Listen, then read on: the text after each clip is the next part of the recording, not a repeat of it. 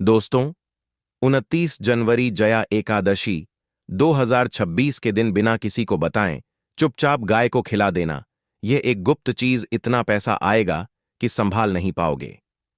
नमस्कार भक्तों, स्वागत है आपका एक नई वीडियो के साथ द वैदिक उपाय चैनल पर। भक्तों, आज की वीडियो में जो भी जानकारी दी जाएगी उसको जरा ध्यान से सुनिएगा, क्योंकि आज मैं आपको जिस रहस्य के बारे में बताने जा रहा हूं वह आपके पूरे घर का भाग्य बदल सकता है।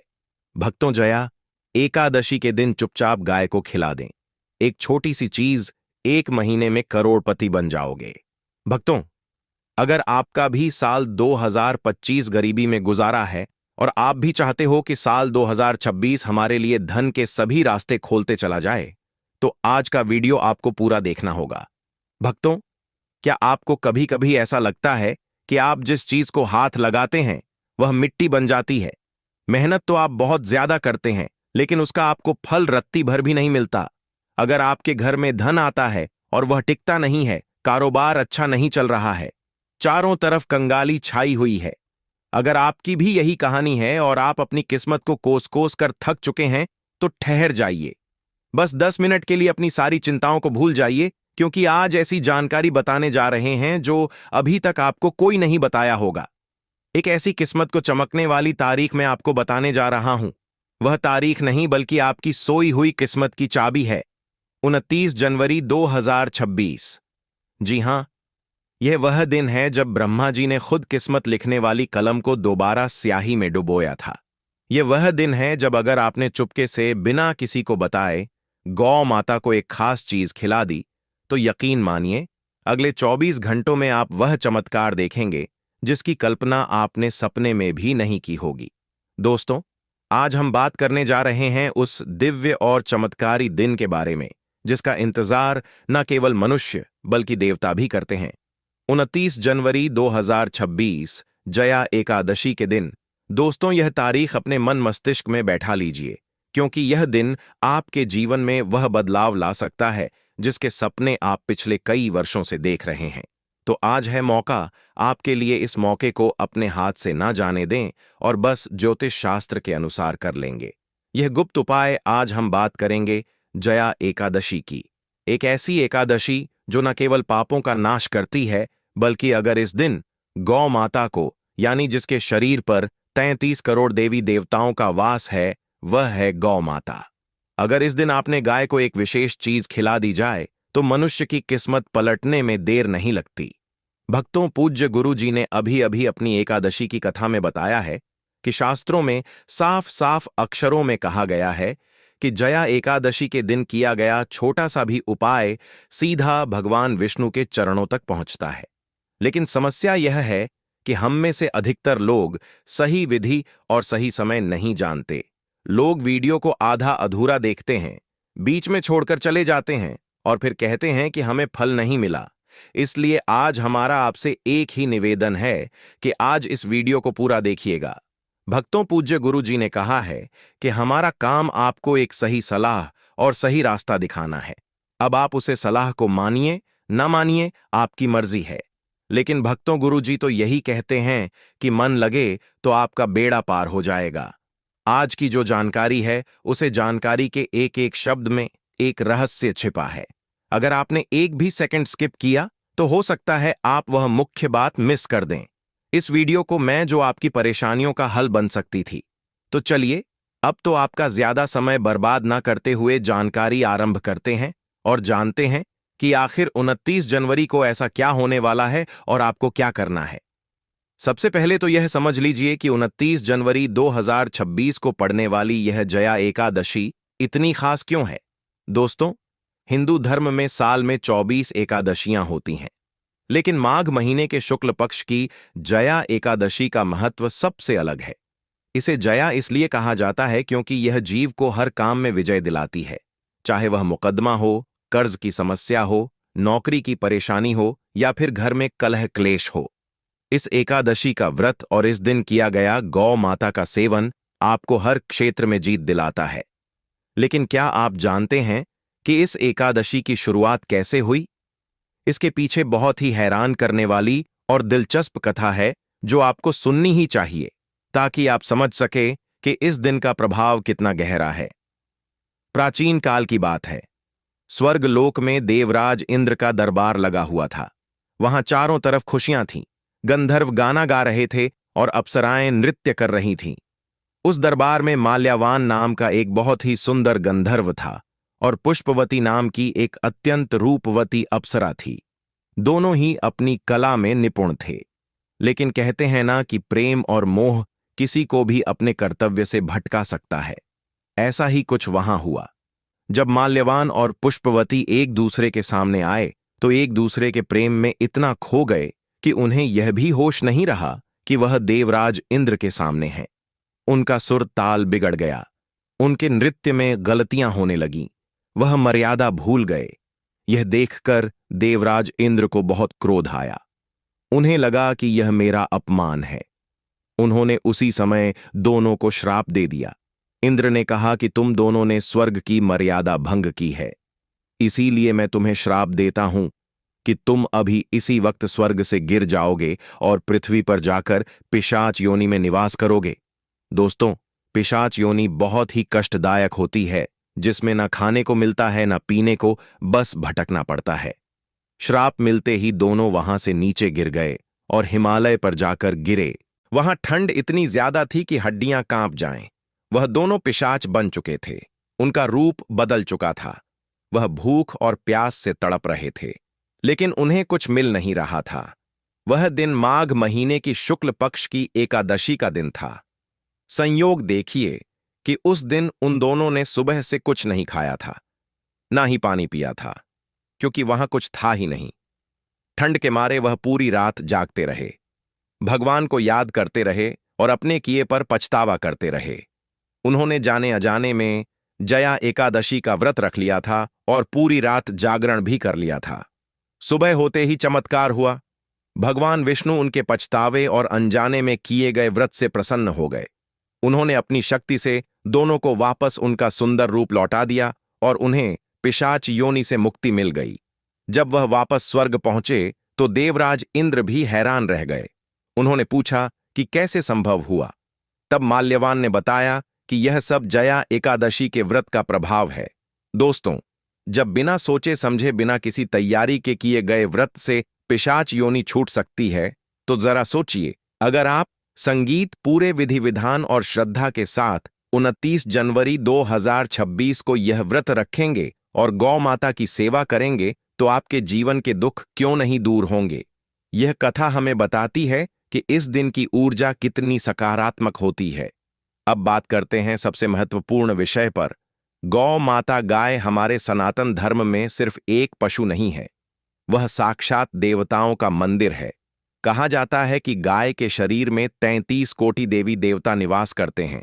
गाय की पूंछ में हनुमान जी, खुरों में नाग देवता, गोबर में लक्ष्मी जी और मूत्र में गंगा जी का वास माना गया है।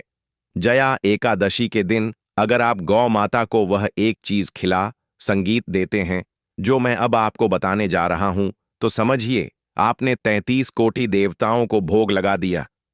आपकी किस्मत को सोना बनने से कोई नहीं रोक सकता। तो दोस्तों, 29 जनवरी की सुबह आपको क्या करना है, ध्यान से सुनिए। इस दिन सुबह जल्दी उठे, ब्रह्म मुहूर्त में उठना सबसे अच्छा होता है। अगर गंगा जल हो तो नहाने के पानी में थोड़ा सा गंगा जल मिला लें, इससे आपका शरीर और आत्मा दोनों शुद्ध हो जाएंगे। स्नान करने के साथ साफ कपड़े पहनें। हो सके तो पीले रंग के वस्त्र धारण करें, क्योंकि भगवान विष्णु को पीला रंग अति प्रिय है। इसके बाद अपने घर के मंदिर में दीपक जलाएं और भगवान विष्णु और माता लक्ष्मी का ध्यान करें। ओम नमो भगवते वासुदेवाय इस मंत्र का 108 बार जाप करें। यह तो हुई पूजा की बात।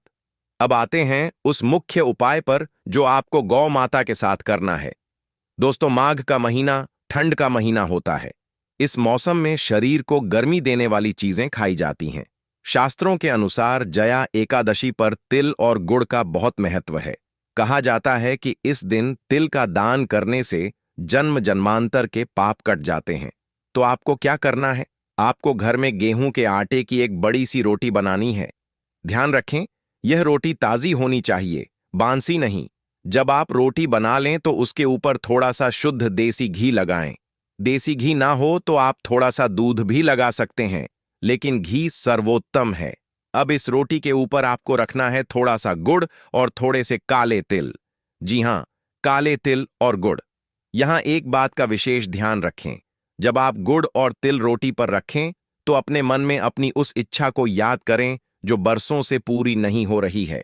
चाहे वह धन की कमी हो, नौकरी ना मिल रही हो या घर में बीमारी हो, मन ही मन प्रार्थना करें कि हे गौ माता, हे विश्व की माता, मैं यह भोग आपको अर्पण कर रहा हूं, मेरी परेशानियों को दूर करें। इसके बाद इस रोटी को ले जाकर किसी भी गाय को खिला दें। अगर आपको कोई ऐसी गाय मिले जो सफेद रंग की हो या देसी गाय हो तो सोने पर सुहागा होगा। लेकिन अगर सफेद गाय ना मिले तो आप किसी भी गाय को यह रोटी खिला सकते हैं। रोटी खिलाते समय ध्यान रखें कि गाय को डराएं नहीं, बड़े ही प्रेम से उसके पास जाएं। जब गाय वह रोटी खाने लगे तो उसकी पीठ पर हाथ फेरे। कहा जाता है कि गाय की पीठ पर जो कूबड़ होता है वहां सूर्य केतु नाड़ी होती है। जब हम वहां हाथ फेरते हैं तो हमारे हाथ की लकीरों में जो दुर्भाग्य होता है वह दूर हो जाता है। गाय की आंखों में देखें और मन ही मन माफी मांगे अगर आपसे कोई गलती हुई हो। यह छोटा सा दिखने वाला उपाय इतना शक्तिशाली है कि इसका असर आपको 24 घंटे के अंदर दिखना शुरू हो सकता है। लेकिन दोस्तों, सिर्फ यही एक चीज नहीं है। एक और गुप्त वस्तु है जो अगर आपके पास सामर्थ्य हो तो आपको जरूर करनी चाहिए। जया एकादशी के दिन हरा चारा यानी हरी घास खिलाना भी बहुत शुभ माना जाता है। अगर आप रोटी और गुड़ के साथ थोड़ा सा हरा चारा भी गाय को खिला दें तो बुध ग्रह मजबूत होता है। बुध ग्रह हमारी बुद्धि और व्यापार का कारक है। जिनका व्यापार ठप पड़ा है, दुकान नहीं चल रही, उन्हें तो हर हाल में जया एकादशी के दिन गौ माता को हरा चारा खिलाना ही चाहिए। आप देखेंगे कि कैसे रुका हुआ पैसा वापस आने लगेगा। अब कुछ लोग कहेंगे कि हम शहर में रहते हैं, फ्लैट में रहते हैं, वहां गाय कहाँ मिलेगी? दोस्तों, अगर आपके आसपास गौशाला है तो वहां चले जाएं। अगर वह भी संभव नहीं है तो आप किसी गौशाला में ऑनलाइन दान भी कर सकते हैं, इस नीयत से कि उस पैसे से गाय को घास और गुड़ खिलाया जाए। भावना सच्ची होनी चाहिए। भगवान रास्ता दिखा ही देते हैं, लेकिन कोशिश यही करें कि अपने हाथ से खिलाएं, क्योंकि स्पर्श का अपना एक अलग ही विज्ञान है। इस दिन कुछ बातों का ध्यान रखना बेहद जरूरी है, नहीं तो किया करा या सब बेकार हो सकता है। 29 जनवरी के दिन घर में चावल बिल्कुल ना बनाएं और ना ही खाएं। एकादशी के दिन चावल खाना मांस खाने के बराबर माना गया है। इस दिन किसी की निंदा या बुराई ना करें, गुस्सा ना करें, अपने बड़े बुजुर्गों का अपमान ना करें। अगर आप व्रत रख सकते हैं तो बहुत अच्छी बात है। अगर नहीं रख सकते तो कम से कम सात्विक भोजन करें। प्याज लहसुन का प्रयोग भूल कर भी ना करें। दोस्तों, कई बार हम सोचते हैं कि बस एक रोटी खिलाने से क्या होगा। हम तो इतनी मेहनत करते हैं फिर भी सफल नहीं होते। यही हमारी सबसे बड़ी भूल है। हम मेहनत तो करते हैं, लेकिन हमारे कर्मों का बोझ, हमारे ग्रह नक्षत्र हमारा साथ नहीं देते। यह उपाय उन्हीं रुकावटों को दूर करने के लिए होते हैं। जब आप गौ माता को खिलाते हैं तो आप सीधे प्रकृति की सेवा कर रहे होते हैं, और प्रकृति का नियम है कि वह हमें कई गुना करके वापस लौट आती है। जब आप एक निह प्राणी की भूख मिटाते हैं तो ईश्वर आपके भंडारे भर देता है। एक बात और जो अक्सर लोग गलत करते हैं, वह गाय को बची हुई झूठी या खराब रोटी खिला देते हैं। ऐसा पाप भूल कर भी मत करना दोस्तों। जया एकादशी का दिन पवित्र दिन है। इस दिन सिर्फ ताजी और साफ सुथरी चीज ही खिलानी चाहिए। अगर आप खराब खाना खिलाएंगे तो पुण्य की जगह पाप के भागी बन जाएंगे। इसीलिए मैंने कहा था कि वीडियो को ध्यान से सुनना बहुत जरूरी है। छोटी छोटी गलतियां ही हमारे बड़े बड़े कामों को बिगाड़ देती हैं। जया एकादशी के दिन एक विशेष मंत्र का जाप भी आप चलते फिरते कर सकते हैं। वह मंत्र है ओम गोविंदाय नमः। इस मंत्र में अद्भुत शक्ति है। जब आप गाय को रोटी खिला रहे हो तब भी इस मंत्र का मन ही मन उच्चारण करते रहे। इससे उस भोजन की ऊर्जा और बढ़ जाएगी। जया एकादशी के दिन शाम के समय तुलसी माता के सामने घी का दीपक जरूर जलाएं। तुलसी भगवान विष्णु को अति प्रिय है। बिना तुलसी के भगवान भोग भी स्वीकार नहीं करते। दीपक जलाते समय अपनी मनोकामना बोले, परिक्रमा करें, यह सब छोटे छोटे कदम मिलकर एक बड़ा प्रभाव डालते हैं आपके जीवन पर। आइए अब बात करते हैं कि इस दिन का अलग अलग राशि वालों पर क्या प्रभाव पड़ेगा और उन्हें खास तौर पर क्या ध्यान रखना चाहिए। मेष राशि वालों को गुड़ का दान जरूर करना चाहिए। वृषभ राशि वाले अगर सफेद गाय की सेवा करें तो शुभ होगा। मिथुन राशि वाले हरा चारा जरूर खिलाएं। कर्क राशि वाले गाय को पानी पिलाना ना भूलें। सिंह राशि वाले गेहूं की रोटी पर थोड़ा सा शहद लगाकर खिला सकते हैं। कन्या राशि वालों को भी हरे चारे का दान करना चाहिए। तुला राशि वाले अगर गाय की पूजा करके उन्हें फूल अर्पित करें तो अच्छा रहेगा। वृश्चिक राशि वाले गुड़ और चना खिला सकते हैं। धनु राशि वाले चने की दाल भिगोकर खिलाएं। मकर और कुंभ राशि वाले जिनका स्वामी शनि है उन्हें काले तिल और थोड़ा सा सरसों का तेल रोटी पर लगाकर खिलाना चाहिए। इससे शनि दोष शांत होता है। मीन राशि वाले हल्दी का तिलक लगाकर गाय को रोटी खिलाएं। दोस्तों, 2026 का साल अभी शुरू ही हुआ है। अगर आपने शुरुआत में ही यह महा उपाय कर लिया तो पूरा साल आपके लिए खुशियों से भरा रहेगा। जया एकादशी सिर्फ एक व्रत नहीं है, यह एक अवसर है अपनी किस्मत को खुद लिखने का। भगवान ने हमें हाथ दिए हैं कर्म करने के लिए और बुद्धि दी है सही गलत का फैसला करने के लिए। आज आपने यह वीडियो देखा, यह भी ईश्वर का ही संकेत है कि वह चाहते हैं कि आपके दुख दूर हो। नहीं तो हजारों लोग हैं दुनिया में, सबने यह वीडियो नहीं देखा।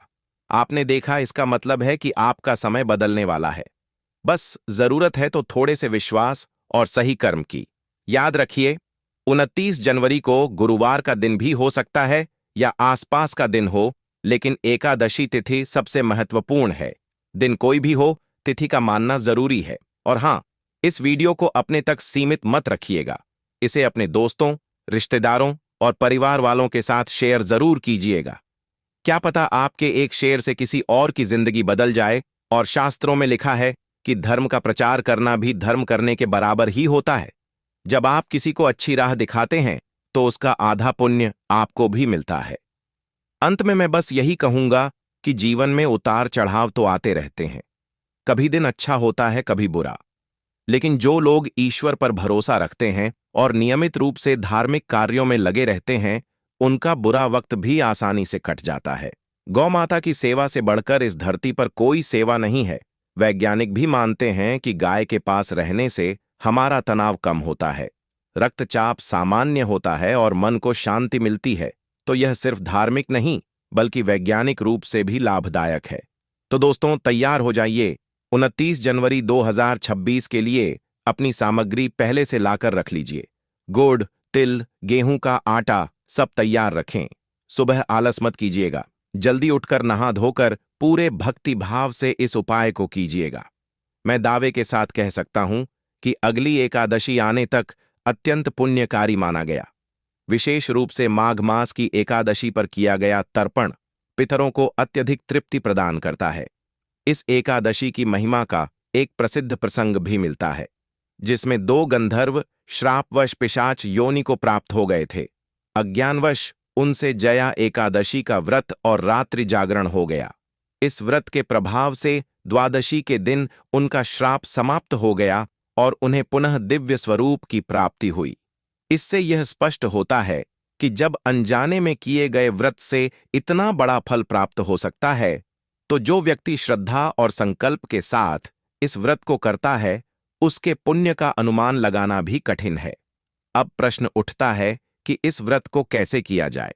शास्त्रों के अनुसार जया एकादशी के व्रत की तैयारी दशमी तिथि से ही आरंभ हो जाती है। दोस्तों, वहां ठंड इतनी ज्यादा थी कि हड्डियां कांप जाएं। वह दोनों पिशाच बन चुके थे, उनका रूप बदल चुका था। वह भूख और प्यास से तड़प रहे थे, लेकिन उन्हें कुछ मिल नहीं रहा था। वह दिन माघ महीने की शुक्ल पक्ष की एकादशी का दिन था। संयोग देखिए कि उस दिन उन दोनों ने सुबह से कुछ नहीं खाया था, ना ही पानी पिया था, क्योंकि वहां कुछ था ही नहीं। ठंड के मारे वह पूरी रात जागते रहे, भगवान को याद करते रहे और अपने किए पर पछतावा करते रहे। उन्होंने जाने अजाने में जया एकादशी का व्रत रख लिया था और पूरी रात जागरण भी कर लिया था। सुबह होते ही चमत्कार हुआ। भगवान विष्णु उनके पछतावे और अनजाने में किए गए व्रत से प्रसन्न हो गए। उन्होंने अपनी शक्ति से दोनों को वापस उनका सुंदर रूप लौटा दिया और उन्हें पिशाच योनि से मुक्ति मिल गई। जब वह वापस स्वर्ग पहुंचे तो देवराज इंद्र भी हैरान रह गए। उन्होंने पूछा कि कैसे संभव हुआ। तब माल्यवान ने बताया कि यह सब जया एकादशी के व्रत का प्रभाव है।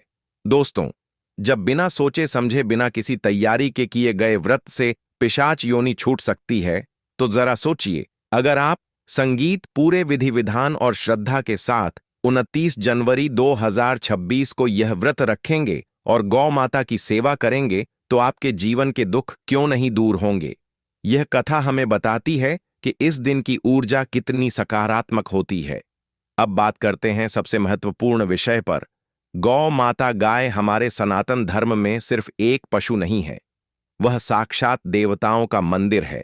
कहा जाता है कि गाय के शरीर में 33 कोटि देवी देवता निवास करते हैं। गाय की पूंछ में हनुमान जी, खुरों में नाग देवता, गोबर में लक्ष्मी जी और मूत्र में गंगा जी का वास माना गया है। जया एकादशी के दिन अगर आप गौ माता को वह एक चीज खिला, संगीत देते हैं जो मैं अब आपको बताने जा रहा हूं, तो समझिए आपने 33 कोटि देवताओं को भोग लगा दिया। आपकी किस्मत को सोना बनने से कोई नहीं रोक सकता। तो दोस्तों, 29 जनवरी की सुबह आपको क्या करना है, ध्यान से सुनिए। इस दिन सुबह जल्दी उठे, ब्रह्म मुहूर्त में उठना सबसे अच्छा होता है। अगर गंगा जल हो तो नहाने के पानी में थोड़ा सा गंगा जल मिला लें, इससे आपका शरीर और आत्मा दोनों शुद्ध हो जाएंगे। स्नान करने के साथ साफ कपड़े पहनें।